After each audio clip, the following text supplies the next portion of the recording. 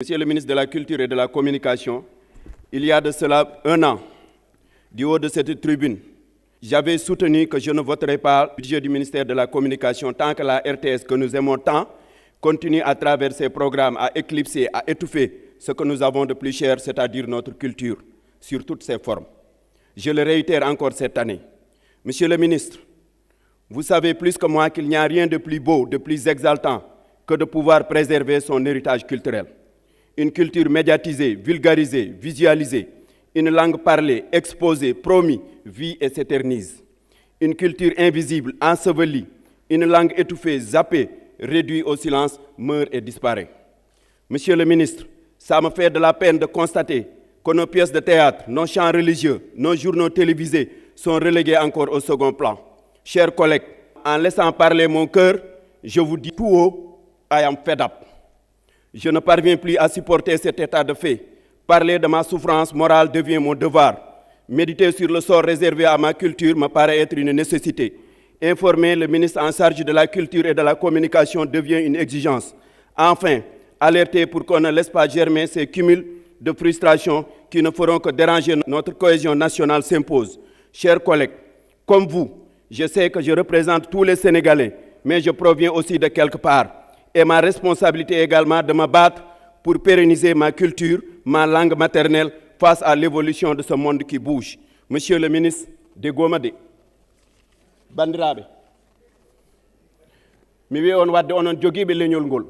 onon alɗuɓe leñol ngol, on mahi jumaaji, jamaaji e galleeji, mbadde heen wadde téléji e radioji, kaalen heen ɗemngal men, kolliren heen seernaaɓe men, naalankooɓe men e jaandiyankooɓe meeɗen, ngurnen heen koɗki men, donaaɗi men e gowaaɗi meeɗen, ngannde kat ɗemɗe koko ñaamandirta, ngannde kat cukalel haaloyta koko nannateno, ngannde kat cukalel ñemboyta koko hollateno, ede kala ko yiyetaake, nanetaake, ronetaake, watti ndat majja maaya natta, wadde jogiiɓe, mballe min salade saanireede ɗemngal, woto en gontu puccal e juggal, yo Allah wurnungal ɗemngal, nuska usta kala etotoɗo saynude ngal, yo Allah wurnungal ɗemngal, usta nuska kala nanongal jeebiɗo ngal, minen député ji gonɗi ɗi assemblée nationale nanoɓe pular de padi ballal mon. Monsieur le ministre, ɗum jinnomi haalandema mi wiya Racine Talla wonde ko ɗum min jiiɗi ko walla min o walla ɗemngal ngal. Je vous remercie.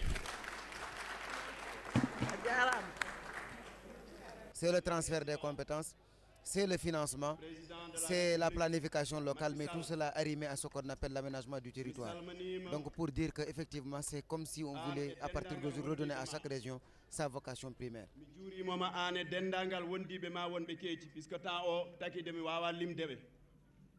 Saba jinmi ko haalde ko ngannduɗaa hina e fittandam saba haalooɓe pular mbi haalde ko wone fittande mum bonaani so tawi ko kaalata ko harmaani wadde mi wiima monsieur le président minen de min jiɗi ko ya waɗ mandat ma haa jottina mbaɗa kadi mandat ma goɗɗo wadde mbaɗa duuɓi sappo kono mi wiima mi ɓesda heen noon wonde monsieur le président an de haɗa anndi wonde kala ko jiiɗa koko nattata kala ko jiiɗa koko gasata laamu koko gasata laamu koko nattata wadde tawde haɗa anndi koko gasata koko nattata minen min ñaaguima ko ya yirana min ñaaguima ko ya yirana gaynako ko mbaɗana gaynako ko koko darato koko ñiɓato koko wurata tawa sa neɗɗo nattini tawa hayso neɗɗo goɗɗo ari tawa ko daratono ko darima mbimami président de la république minen min mbi ko min jiyani koye amen e financement ji gaynaka hikkade baali ɗi manki nde sehilma Harouna Dia noddi kam wimi député Adama eko cikkuɗa mankini jawɗi ɗi mbimi ɗum min de e sikkam cikkumi mankini jawɗi ɗi ko sika heɓe mbaɗa financé ɓe mbaɗata financé tan koye jawɗi sika weeri temedde 5 millions taske ɓadima weeri temedde 5 millions ɓe jahi ɓe coodi jawɗi ɓe gari jawɗi ɗi kirsama ñande taske temedde 5 millions o gasi wadde noon min mbi siko oɗon mbaɗa financé mbaɗe financé e baali ɗum taki min mbi monsieur le président